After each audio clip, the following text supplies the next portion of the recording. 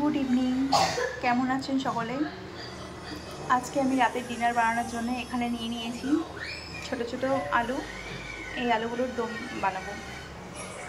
আর দুটো পেঁয়াজ, আর একটু কাজু, একটু আদা আর কিছুটা রসুন, এগুলোকে আমি পেস্ট করে নেব। আলুগুলোকে একটু হালকা করে ভেজে নেব।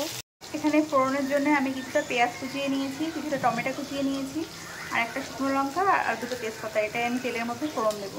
আলুগুলো এখানে ভাজা হয়ে গেছে, এবার আলুগুলোকে আমি তুলে রাখবো। ফোড়নের মধ্যে এবার তেজপাতা, পেঁয়াজ, শুকনো লঙ্কা, টমেটো এগুলো নিই।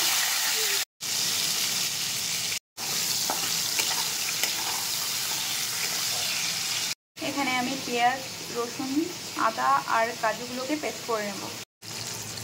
এবার পেস্ট করে রাখা মশলাটাকে পেঁয়াজের মধ্যে দিয়ে দেবো।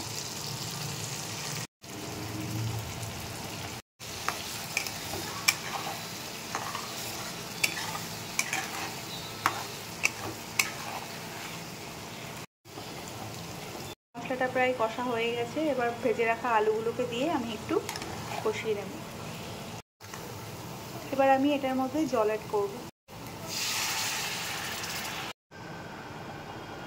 এখানে আলুর দমটা রেডি হয়ে গেছে।